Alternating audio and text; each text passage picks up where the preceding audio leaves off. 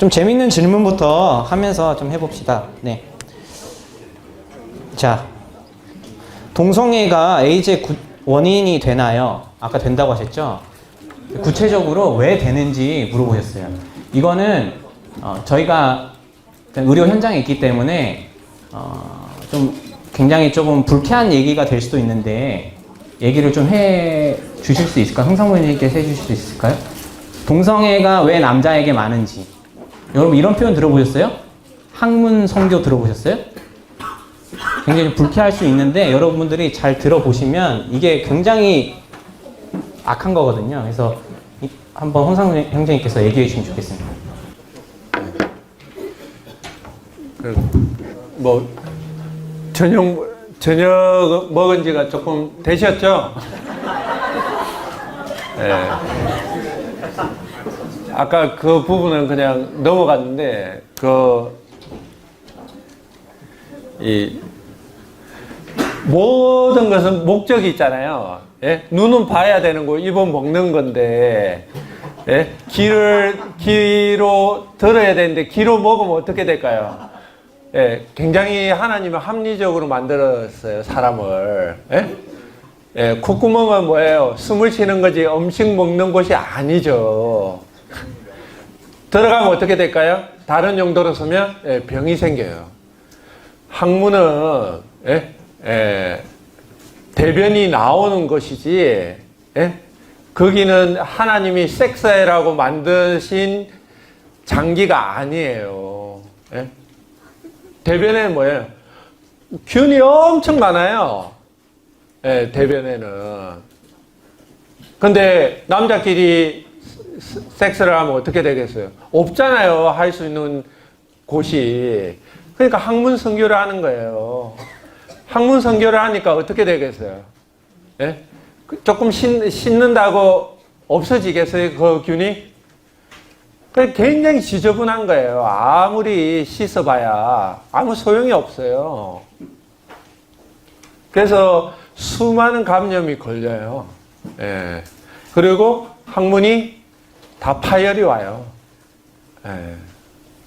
나중에 변도, 왜냐하면 간략근이 다 망가져서, 에이즈가 왜 생기느냐. 뭐 어쨌든 균이, 사실 모든 균을 의학이 다 알지 않습니다. 왜 뭐 어떻게 다 자세히는, 뭐 지금도 우한폐렴도 뭐라 그래요. 뭐 박쥐에서 사람에게 왔을 거라고 추정하는 거지, 확실한 증거는 없어요. 그냥 박쥐가 그 다음에 뭐, 고양이한테 왔고, 그래 되냐. 뭐, 메르스처럼 뭐, 낙타일 거라고 추정하는 것 뿐이에요, 사실. 이게 확실한 건 아닌데, 어쨌든, 그래서 5만 균 덩어리 있는 그 학문 선교를 하니까, 에이즈 균이 걸리는 거예요. 결국 그래서 되는 걸로 되어 있습니다. 네. 뭐, 질문이 워낙 많이 들어와가지고 이걸 다 다룰 수는 없어서 제가 비슷한 질문을 묶어서 설명드리겠습니다. 질문을 드리겠습니다. 뭐, 주변에 동성애에 관심 있는 친구들이 있는 것 같아요. 우리의 청년들 친구들 중에서. 그래서 뭐 질문들 중에 주변에서 동성애에 관해서 긍정적인 생각을 가진 친구들에게 어떻게 접근해서 동성애가 질병이고 이게 선천적이 아니라 후천적으로 들어온 것이라고 설명하면 좋겠는지 그런 구체적인 질문들이 들어왔거든요. 저도 공부한 건데, 후천적으로 제일, 많은 거는 여러 가지, 어려움, 개인적으로. 예를 들면, 그러니까 지금 남자들이 조금 더 많으니까, 여자들한테 계속 거부를 당해요. 그러면 그 남자가 여자들한테 가면 겁나잖아요. 여자는 무섭고 남자가 더 좋은 거죠. 그런 것도 있고 사실은 굉장히 엄난한 게 더 많습니다. 뭐 여러 가지 엄난 비디오, 엄난물 이런 여러 가지 것들을 통해서 동성애에 대한 호기심이 생기고 또 호기심이 결국 문제죠. 호기심으로 한번 해보고 나니까 한 번 더 하고 게이바 한번 갔다 오니까 그 다음부터는 그냥 쭉 마약을 한 번 하면 뭐예요? 그 다음부터 하는 게 쉬워지는 거예요. 그럼 어떻게 접근할 거냐? 동성애는 죄야! 이래 하면 누가 좋아하겠어요. 그쵸? 예. 저는 개인적으로 제가 뭐 동성애자한테 복음을 전해본 일은 없기 때문에, 예. 그냥 제너럴하게 접근하는 게 제일 좋다고 생각합니다. 그냥, 예. 모든 사람은 사실 아까 얘기했잖아요.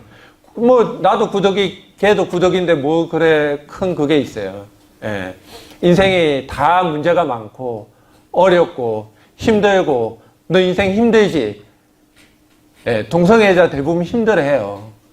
옆에서 조금 도와주고, 커피 한 잔 사주고, 예?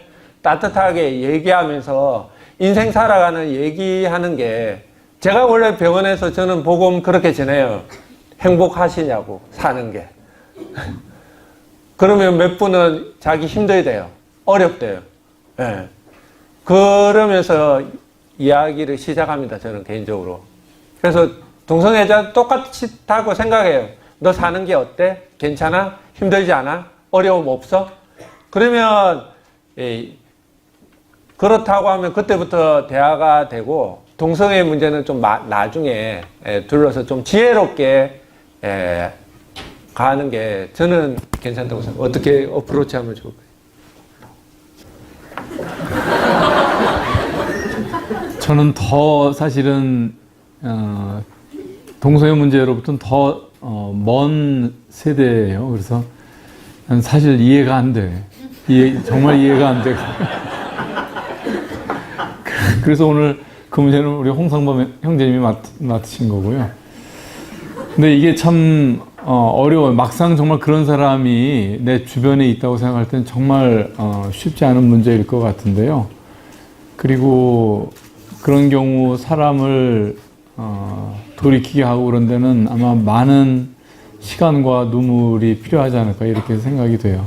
근데 지금 우리 홍 형제님이 말씀해 주신 것이 단순하지만 굉장히 또 프랙티컬하다고 그럴까? 실질적인 그 문제에 직접적으로 접근하지 않고 일반적으로 먼저 친구가 되어주고 마음을 열 수 있는 그런 사람이 되어주면 그 사람도 어려움을 이렇게 열고 이야기할 수 있지 않을까. 그렇게 시작할 수 있다. 이런데 저도 공감합니다. 네. 말씀 감사하고요. 그 몇 가지 질문들 중에 또 재밌는 게 있었는데, 뭐 일부 남성 동성애자들의 경우에 유전적 요인으로 동성애 성향이 나타날 수 있는 연구 결과가 다수 존재한다고 주장하는데, 이걸 구체적으로 반박할 수 있는 자료가 있는지, 구체적에 뿅뿅뿅 위에 점을 찍어줬어요. 이 부분은 나중에 슬라이드 보내드릴 테니까 거기 있어요. 그 실제 사이언스에 그 페이퍼가 하나 나온 게 있어요. 그 동성애가 유전 지인이 있는 거로. 근데 그 자연과학을 하게 되면 알지만 자연과학은 하다 보면 A가 맞는 것 같다 이래가지고 좀 지나면요 아니다 페이퍼가 엄청 또 나와요. 그러다 보면 왔다 갔다 맞다 그래서 페이퍼만 많아요. 페이퍼는 많은데 별로 쓸만한 거는 많이 없어요. 결론은. 그러니까 그 다음 후속 연구에 더 대규모로 해보니까 그런 지인이 관련이 없다고 되어 있습니다. 그래서 동성애 관련 그런 지인이었고요. 그리고 일란성 쌍둥이한테 조사해봐도 동성애 같이 생기는 게 정말 똑같잖아요. 일란성 쌍둥이는 정말 지인이 똑같지만 10%밖에 안 되는 거예요.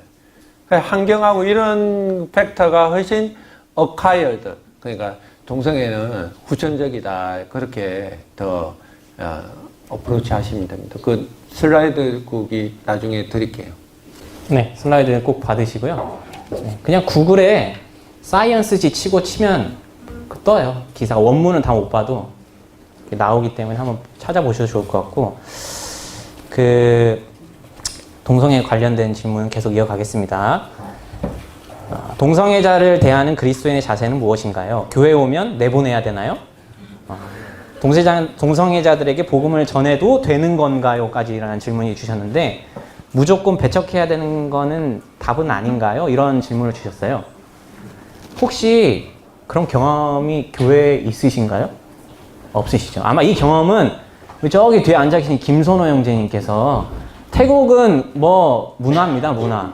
게이 문화. 예, 저 VP로 하고 계신데 김선호 형제님은 이런 경험이 굉장히 많으십니다.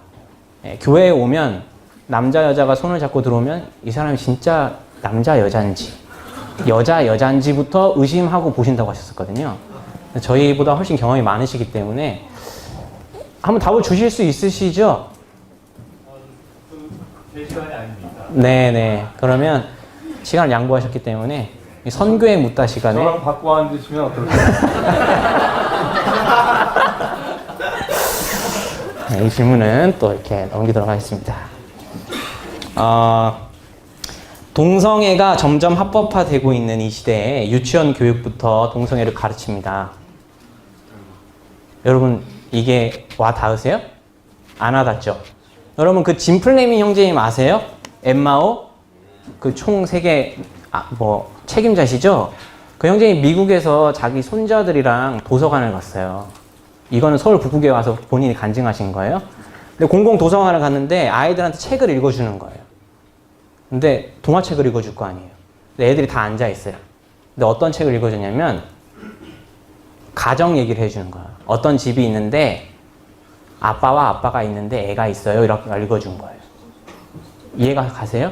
엄마 없는 아빠 가정 얘기를 동화책에 있는 거예요. 그럼 거기서 어떻게 하셨냐면 일어나서 나오셨어요. 미국은 동성애 합법화됐잖아요. 근데 우리나라는 아직은 아니지만 이런 일이 발생할 수 있다는 거죠.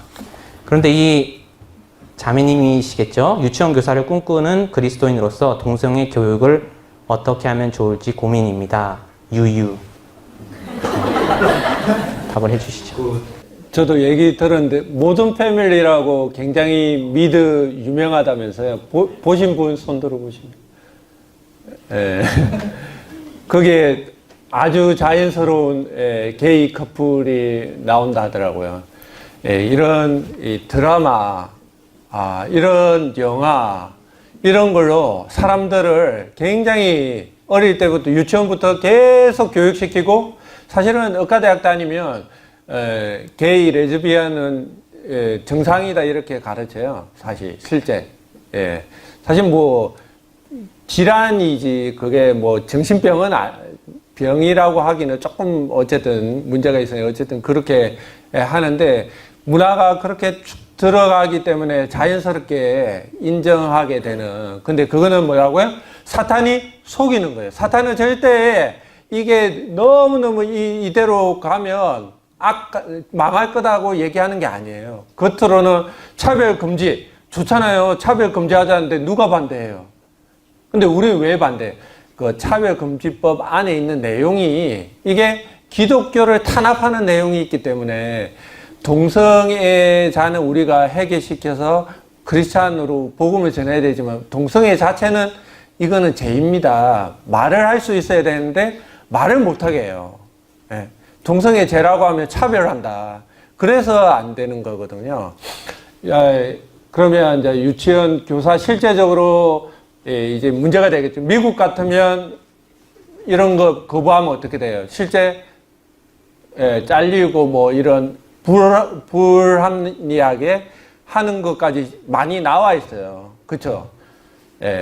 근데 다행히 대한민국은 아직 합법이 아니기 때문에 여기에 대해서 아직은 저는 얘기는 할 수 있다고 생각합니다.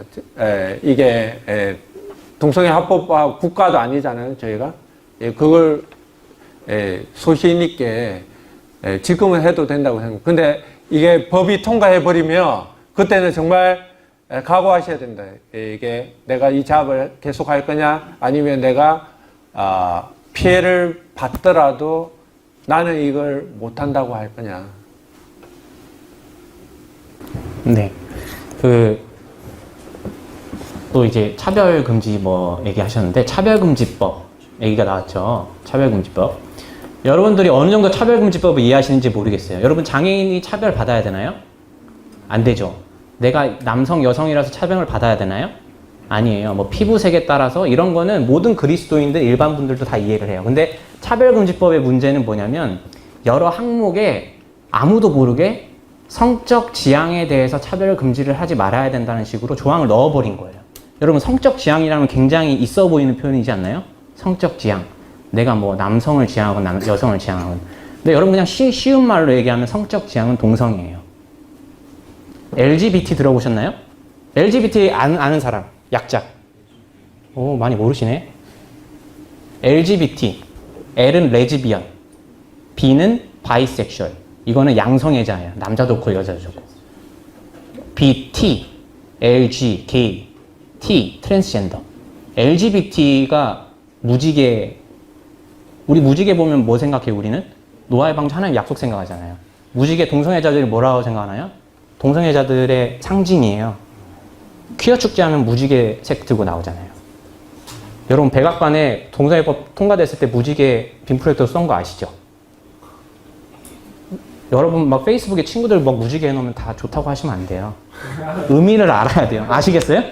마지막 질문은 조금은 재밌는 질문이에요. 성전환 수술을 하나님께서 주신 성을 거부한다, 주권을 침범한다는 점에서 죄라고 하셨는데 그렇다면 같은 맥락으로 잘 들어보세요. 성형수술도 하나님께서 주신 외모에 만족하지 못하고 바꾼다는 점에서 죄라고 볼 수 있는 건가요? 이거 굉장히 뭐 쌍수하신 분들 많잖아요, 교회에. 저희 교회 한 자매님이 오셨는데 몇 주간 안 오시는 거예요. 그래서 애한테 물어봤어요. 너 왜 안 오니?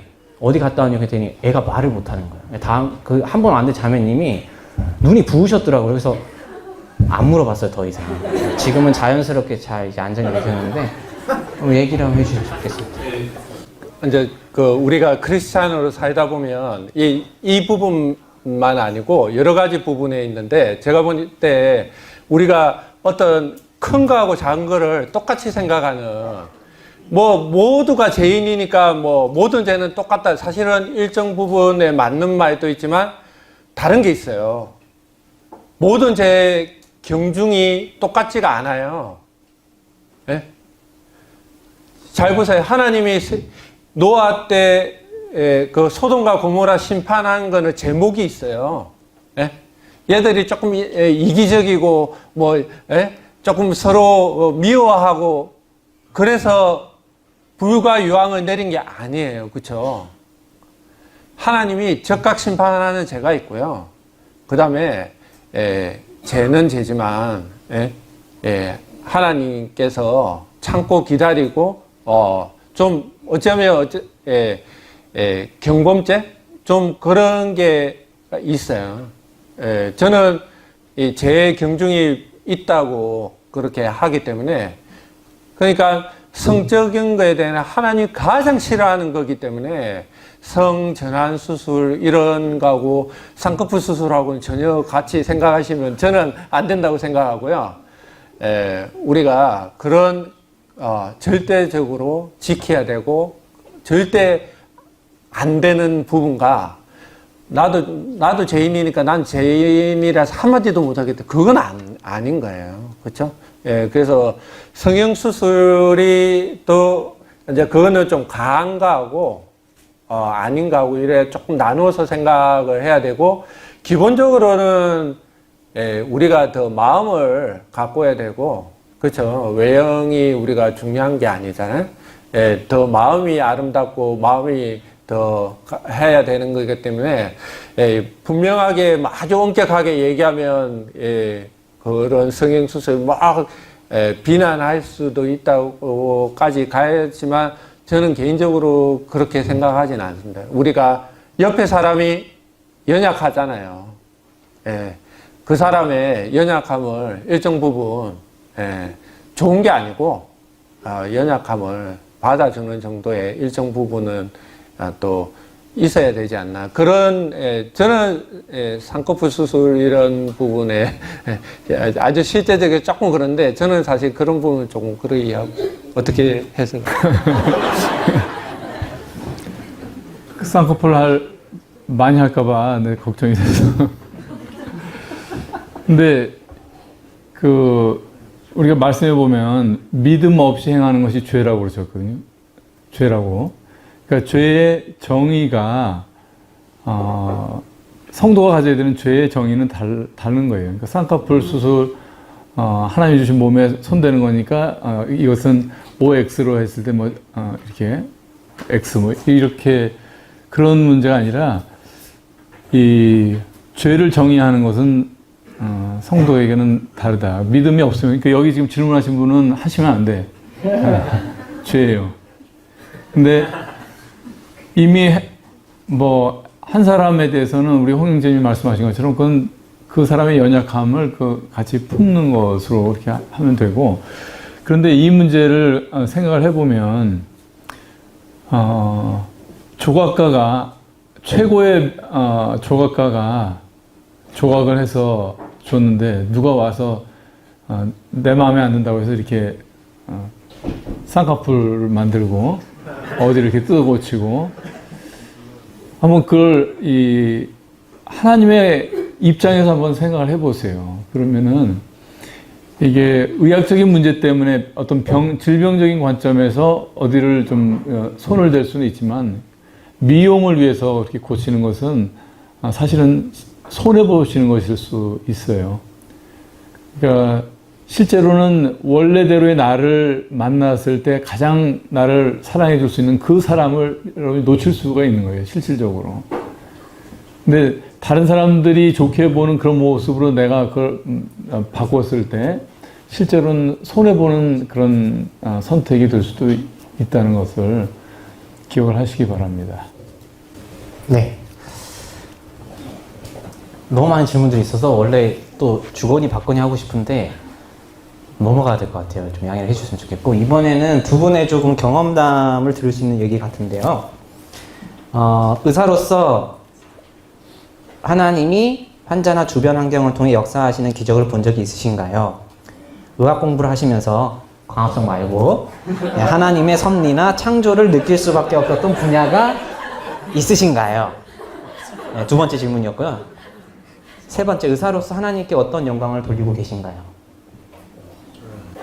저는 이제 믿음이 생긴 이후에 또 오랫동안 내 일의 현장에서, 그러니까 의사로서 일하는 것에서 내 일과 신앙을 섞지를 않았었어요. 그래서 환자가 뭐 어려워도 그냥 내가 알고 있는 지식과 경험과 또 다른 사람들의 조언과 뭐 검사나 이런 걸 통해 가지고 하여튼 끝까지 그런 식으로 저는 사실 질병을 다뤘었거든요. 그런데 이제 한 2, 3년 전부터는 이제 그렇게 안 하고 저는 어떻게 생각하냐면 신앙을 내 직업의 영역에, 내 일상의 어떤 직업 활동에 끌어들어오는 것은 약간 조금 좀 지성적이지 못한 그런 모습이라고 생각을 했었어요. 그래가지고 그걸 두 개를 섞지를 않고, 섞지를 않아도 내가 웬만큼 치료 성적을 거둘 수 있다는 생각을 가지고 이렇게 했었는데, 그게 아니라는 것을 이제 많이 배우게 됐어요. 그래서 보이는 것, 또 약물, 어떤 수술 이런 것만으로 되지 않는 어떤 생명의 영역, 치유의 그 현상이 있다는 것을 알게 되고, 그 다음에 무엇보다도 나는 어느 정도 하는 사람이라고 생각을 했는데 그렇지 않다는 것을 이제 결국 자꾸 시간이 가면서 깨닫게 돼요. 이게 내가 잘해서 나은 게 아니로구나. 그런 것들을 많이 느끼게 되면서 요즘에는 관계가 특별히 나쁘지 않은 보호자나 환자 같으면은 얘기를 해요. 이거는 우리 약만으로 안 되는 것 같다. 상황이 또 기도합시다라든지 그런 걸 이제 병동에서 회진 돌면서 이제 노골적으로 합니다. 모든 환자한테 하지는 않지만 특별히 또 환자한테 하는 건 조금 조심스러워요. 왜냐면은 많은 기대를 가지고 있는데 기도합시다 뭐 그렇게 되면 이제 나한테 뭐 할 수 있는 방법이 다 떨어졌나 이런 어떤 불필요한 또 두려움이나 실망을 할까봐 환자한테 직접적으로 하는 것은 많지 않지만 특히 가족들하고는 이 관계가 잘 형성이 되어 있는 경우에는 이게 기도해야 될 문제고, 그러니까 그런 이 가족이 아주 심각한 병에 걸리면 굳이 이렇게 명색이 신앙이 아니라 하더라도 보편적인 정도의 심성을 가진 사람은 그런 것에, 그런 의사의 말에 귀를 기울입니다. 그래서 나는 또 그런 내가 한계가 있다는 것, 그리고 이 병이 치료되는 데 있어서 의학 외적인 어떤 도움이 필요하다는 것을 이렇게 이제 얘기를 하고 요즘 이제 그렇게 좀 합니다. 그 다음에 이제 의학을 하면서 좀 겪었던 에피소드를 한두 가지 얘기를 하자면은 딱 여러분 나이였을 거예요. 벌써 한 15년, 20년 된 것 같은데, 그 군대를 가려고 이제 훈련소에서 훈련을 받다가 이제 폐렴이 걸렸어요. 폐렴이 걸려서, 군병원에서 치료 못하고 이제, 아산병원에 왔고, 중환자실에서 뭐 정말 사투를 벌였죠. 그래서 한 3주 정도 걸렸을 거예요. 그래서 가까스로. 요즘에 우한 폐렴 있잖아요. 그런 것하고 비슷한 그런 경우였어요. 별로 쓸 약이 없는 그런 그 바이러스성 폐렴이었는데, 한 3주 정도 그냥 아슬아슬하게 하다가 이제 살았어요. 근데 그 하루는 살고, 이제 인공호흡기를 하다가, 인공호흡기 하면 이제 목에 관 꼽는 거 알죠? 그 관도 이제 뽑고, 그래서 이제 일반 병실 갈 정도의 상태가 됐는데, 이제 격리실이었거든요. 이제 1인실 방. 이제 아침에 들어가서 이제 회진을 하는데 그 청년이 막 굉장히 불안해 하더라고요. 불안해하면서 막 이렇게 손을 가리키면서 뭐 누가 있다고 그러는 거예요. 그래서 그때 이제 제가 있었고 제 전공의가 있었고 간호사가 있고 그랬는데, 그러니까 완전히 그러니까 무슨 헛것을 보는 것이 아닌 것이 나하고도 대화가 돼요. 나하고도 대화가 되고 이 주변도 정상적으로 다 인식을 하고 있는데 어떤 다른 존재가 있다고 그렇게 얘기를 하더라고요. 그래서 어떻게 보이느냐 그랬더니 검은 옷을 입었는지 흰 옷을 입었는지 내가 지금 그게 잘 헷갈리는데 검은 옷을 입었다고 그랬던 것 같아요. 그래서 그날 저는 처음으로 이 영적인 세계와 이 물질적인 세계가 이렇게 공존하고 있는 어떤 그런 현상을 그날 봤어요. 그 환자를 통해서 그런 경험을 한 적이 있었고, 그 다음에 그런 이제 진술들은 많이 있죠. 이 아주 큰 병을 겪었다든지 그런 경우에는 보면은 정신이 이상한 상태가 아닌데 이 현실 세계와 현실과 공존하는 어떤 영적인 현상이 같이 이렇게 인식되는 그런 것이 있다는 것을 한번 이제 알게 됐고, 또 하나는 이제 몇 년 됐는데 태국에 우리 의료 선교를 갔을 때인데 이제 어떤 청년이 집에 이제 누워서 죽을 날을 기다리고 있다고 하는 거예요. 그래서 진료를 다 끝내고 그 청년을 찾아가 봤는데 암 말기인가 뭐 에이즈 말기인가 뭐 그랬었어요. 그래서 기동도 못하고 누워서 일어나지도 못하고 그런 청년이었는데 그 약을 어쨌든 가져간 약이라고 하는 게 뭐 진통제, 뭐 비타민, 뭐 그런 정도의 약이었거든요. 네, 그 청년한테 제일 도움이 될 만한 조합으로 해가지고 약을 주고 왔는데 이제 돌아와서 한 두세 달 지난 다음인가 그 청년이 좋아져가지고 그 동네를 돌아다닌다는 얘기를 들었었어요. 그래서 그때 제가 느꼈던 게 뭐냐면은 지금 우리가 뭐 진통제, 해열제 뭐 이런 거 써가지고서는 죽을 환자가 이렇게 일어나지는 않는단 말이에요.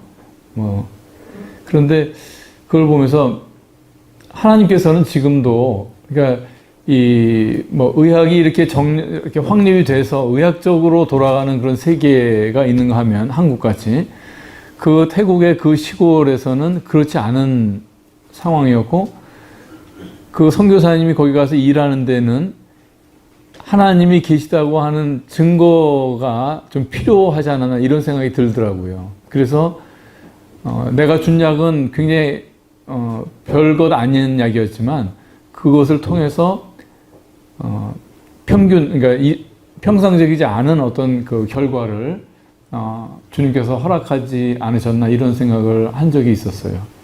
페미니스트의 잘못된 점. 페미니즘이겠죠. 어떻게 보면 그거의 사상은 교회에서 반대하는 이유는 뭘까요?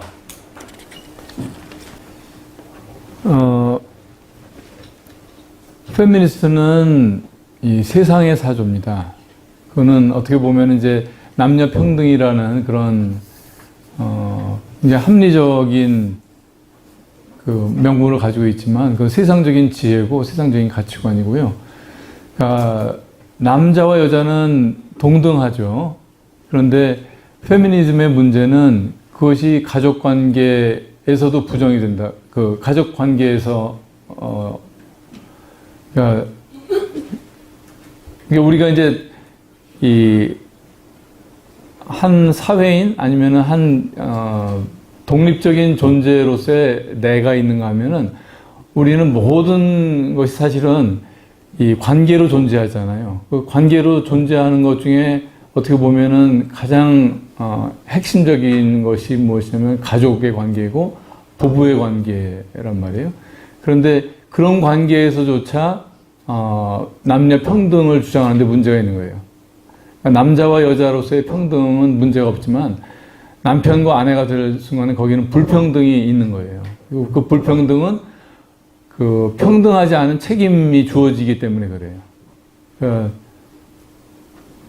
아담과 하와가 범죄했을 때 그래서 아담이 받은 그 책임이 훨씬 더 크죠. 그런 것처럼 그 페미니즘은 하나님이 정하신 어떤 이 질서를 부정한다는 뜻에서 잘못된 것입니다.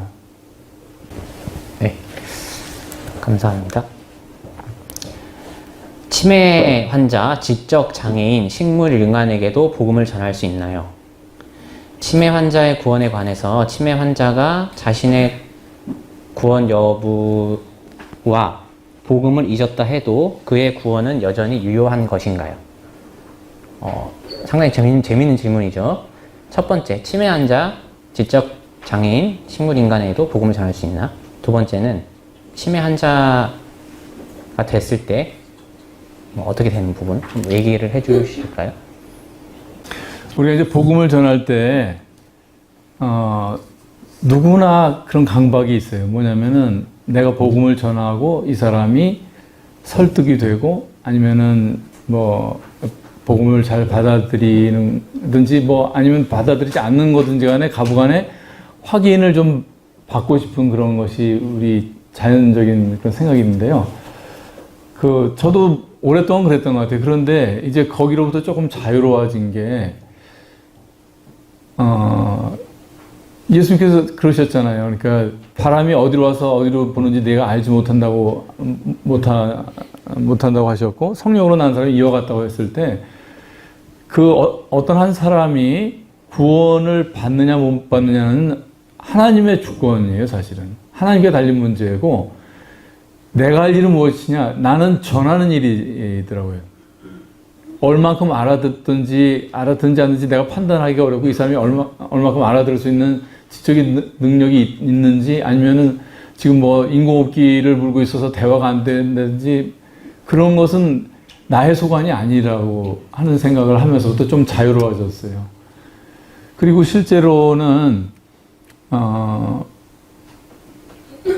사람의 그 의식이 뇌로 이제 요즘 이제 현대 그러니까 이 물질주의적인 그런 사고는 뭐냐면은 사람의 의식이라고 하는 것이 뇌의 뇌의 부산물이라고 생각을 하는데 굉장히 많은 증거나 그런 것이 사실은 사람의 의식은 뇌 기능 이상의 것이라고 그렇게 알고 있거든요. 그 얘기 뭐냐면 뇌 기능이 나쁜 치매든 아니면은 뭐 그 진정제를 써서 자고 있든지 간에 의식은 깨어 있을 수 있다는 거예요. 여러분 이제 그 창세기 49장에 보면은 야곱이 침상에 있다가 아들들을 불러놓고서 이제 유언을 하는 장면이 나와요. 거기 보면은 야곱이 그 침상에서 일어나 앉았다는 표현이 나오거든요. 그 힘을 내서 일어나 앉았다는 표현이 나오는데 그런 것하고 그 말씀도 나오고 또 우리 많은 어른들이 이미 수천 년을 경험한 건데 이 임종의 자리에선 사람한테 그 죽어가는 사람한테선 볼 수 없는 그 어떤 힘, 어떤 그 영적인 분출이 있다고 이렇게 알려져 있어요. 어른들한테 그 임종을 경험해 본 어른들한테 물어보면 다 알 거예요. 그러니까 전혀 눈도 못 뜨고 뭐 이런 지적인 활동도 없고 말도 못할 것 같은 부모님이 죽기 직전에 유언을 하기 위해서 자리에서 일어난다든지 눈을 번쩍 뜬다든지 하는 그런 일이 있다는 거죠. 그런 걸 보면 우리가 뭐 지적인 문제가 있다든지 치매라든지 뭐 어떤 상황이라 할지라도 그 사람이 들을 수 있다는 가능성을 두고 말씀을 전하는 것이 옳겠다 이렇게 생각을 합니다. 네. 저도 한 사례를 말씀드리면 그 치매 환자들, 그러니까 뭐 우리가 볼 때 아무 말도 못하는 그런 환자들이 구원을 잃어버릴 수 있냐는 식의 질문인 것 같아요. 실제로 제 환자는 모임의 한 형제님인데 굉장한 복음 전도자예요. 엄청 복음을 열심히 전했어요. 근데 어느 순간 심장마비가 왔고 심폐소생술을 했어요. 그래서 지방에 있는 한 대학병원에서 시술을 받고 아산병원을 가서 형제님들한 치료를 받으셨어요. 그리고 저희 병원에 와서 재활병원에 와서 재활치료를 받으시고 지금은 다른 병원에 가셨어요. 근데 그 형제님은 의사 표현을 못 하세요. 근데 그 형제님은 구원을 잃어보셨을까요? 아니겠죠. 여러분들이 아마 말씀을 보시면 요한복음 5장 24절 이런 말씀을 보시면 그런 부분을 쉽게 아실 수 있을 거예요. 질문이 4개 남았거든요. 암이나 불치병으로 치료가 힘들어 스스로 치료를 거부하는 행위들도 죄인가요? 어떻게 보면 뭐 연명 치료나 뭐 좀 그런 환자의 자율적인 의사 존중 뭐 이런 거하고 연관이 되어 있을 것 같은데 말씀해 주시면 좋겠습니다. 그 사람이 어디까지를 이제 살아있다고 봐야 되는지, 그리고 그런 어떤 기계나 인위적인 장치나 약물에 의해서 유지되고 있는 그 심장이나 호흡이 그게 정말 의미가 있는 것인지, 이거는 굉장히 어려운 주제예요, 사실은. 그리고, 근데 이제 기본적으로, 우리가 가져야 될 생각은, 사람이 이 생명에 대해서는 권리가 없다는 거예요, 자기가 권리가 없다는 거. 그거를, 근데 문제는 요즘 사조가 자꾸 그것을 잊어버리고 나서 그 가장 기본적인 전제를 잊어버리고, 의학적인 발전을 추구하고 그러기 때문에 자꾸 더 윤리적으로 어려운 상황들이 만들어지게 되고, 또 하나는 어떤 의료 치료법이나 기계가 개발이 됐을 때 그것이 일부 환자들한테는 도움이 되는데 또 그 기계나 치료법이 더 많은 모순적인 상황을 만들어내요. 그래서 참 이게 괴로운 거라, 이 현장에서는. 그래서 그런 상황에서 어떤 선택을 해야 될지 이거는 이제 개인마다 조금 차이가 있을 수가 있고, 그래서 이제 어떤 면에서는 어떤 것에 관해서 이제 우리 홍 형제님하고 내가 같은 의사고 같은 구역에서 일하는데도 조금씩 의견이 달라요. 근데 옛날에는 왜 나처럼 생각하지 않나 하고서 속으로 그랬었는데 요즘에는 그러진 않아요. 그냥 다 그 울타리 안에 있으면 된다 이렇게 저도 생각을 하고. 근데 기본적으로는 우리 조상 때부터 그랬잖아요. 신체 발부 수지 부모. 그러니까 성경을 모르던 사람들도 내가 가지고 있는 이 머리카락 하나도 나는 다 이게 받은 것이다. 성경에 고린도후서에 있는 말씀 아니에요. 그래서 이 생명에 대해서 내가 권리가 없다는 것을 사람이 알아야 되고, 그래서 그런 관점으로 어떤 한 사람의 어떤 연명 치료를 계속할 것이냐 말 것이냐 이런 것도 그런 관점에서 판단을 하려고 하고, 그래서 예를 들어서 뭐 부모가 있는 사람이라면 저는 부모의 의견을 존중을 해요. 근데 부모가 없는 상태에서는 이제 그것이 참 현장에서 어려운 일이 자주 됩니다. 네. 질문이 3개가 남았는데 시간이 저에게 2분밖에 없어서 2개 질문은 제가 판단했을 때 조금 이미 많이 답이 된 것 같아서 넘어가고, 이게 마지막 질문은 꼭 해야 될 것 같아요. 그래서 잘 들어주시면 좋겠습니다. 저는 공황장애를 가지고 있습니다. 최근 사회적으로도 교회적으로도 우울증, 공황장애가 흔한 사례입니다. 이러한 정신질환을 어떻게 바라봐야 하고 교회 안에 이러한 병에 걸린 성도들을 어떻게 대해야 할까요? 굉장히 어떻게 보면 쉽지 않은 얘기를 해주신 거거든요. 뭐 사회적인 이슈도 많죠. 연예인 중에서도 뭐 공황장애를 20년 뭐 앓았다 이런 경우도 있는데 우리 주변에도 아마 있는 것 같아요. 그게 본인일 수도 있고. 그래서 한번 얘기를 해주시면 좋겠습니다. 저도 공황을 겪어봤어요. 우울도 겪어봤고, 그리고 사람의 세상을, 인생을 살면서 공황과 우울을 안 겪을 수 있는 인생은 아무도 없다고 생각이 돼요. 그런데 그것이 우울증이 되지는 않았어요. 감사하게도. 그리고 공황장애가 되지는 않았어요. 그건 제가 믿음 안에 있었기 때문에 그렇고, 주님의 은혜죠. 저도 살면서 이제 어려운 시기가 있었고, 우울증을 이제, 우울증에 관해서 책을 읽어보거나, 제가 의사로서 이제 배우고, 아니면 환자들한테서 겪은 이런 것을 저도 이렇게 겪어봤죠. 뭐, 가볍게 겪어봤다고 이렇게 뭐 할 수는 있겠지만은, 그러나 그것이 뭔지는 좀 알 것 같고, 공황이라는 것에 대해서도. 그러나 그것이 믿음이 있다고 하는 것은 그것이 증은 안 될 수 있다는 그런 희망을 드리고 싶어요.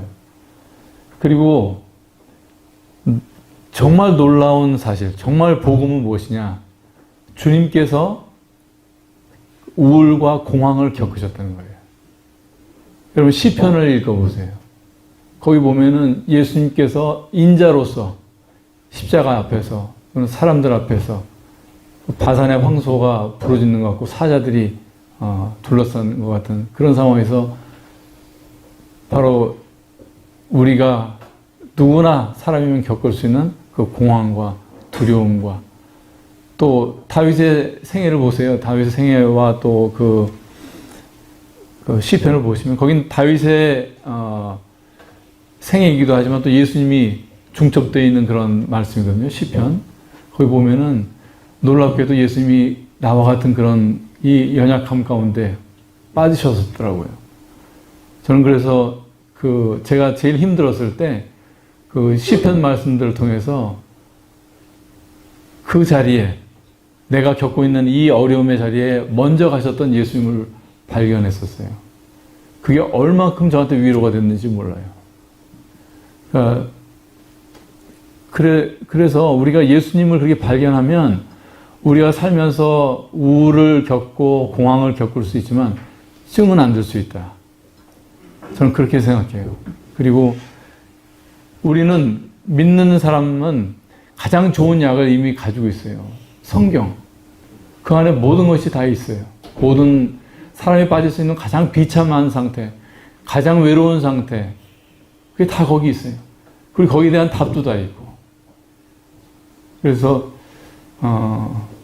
제가 겪은 건 지금 이 질문을 한 분의 어려움에 비해서 아주 가벼울지 모르지만, 그러나 답은 있다. 그리고 그것은